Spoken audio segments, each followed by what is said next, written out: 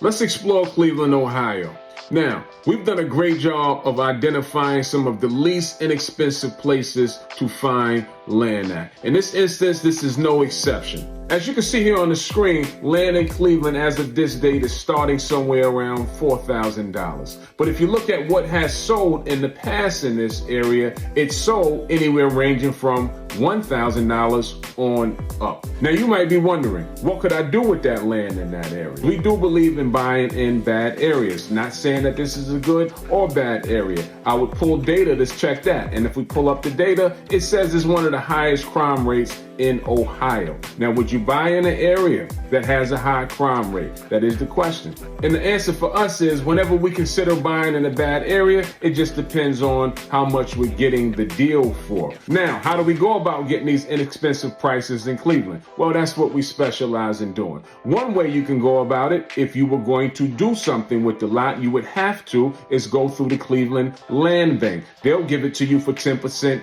of the BPO price on the property, meaning that if it has sold in that area for $2,000, you'll be responsible for putting 10% down, and you'll be responsible for finding a builder and a contractor and putting a structure on that property. Is it worth doing this in that area? In my opinion, no, unless you plan on holding on to the property for a long time. House sales are rather low on this area, so that takes flipping the property off the table. And the cost to build these days are pretty high right now, so I wouldn't recommend doing that as well. But if you are going to build a small property, a 1,200, 1,300 square foot property, and look to rent the property out, this area is yielding anywhere from $900 to $1,200 for a rental of that size. At that point, if you planned on holding it for a long time, then it may make sense. But keep in mind, when we're dealing with bad areas, that usually equates to bad tenants. Now, the other way that the Acre Boys go about it is we go around land banks, we go around auctions, we go direct to owner. So if I wanted property in this area, I would send out offers to buy property in this area for 25% of what the going price is, meaning that if the area was going for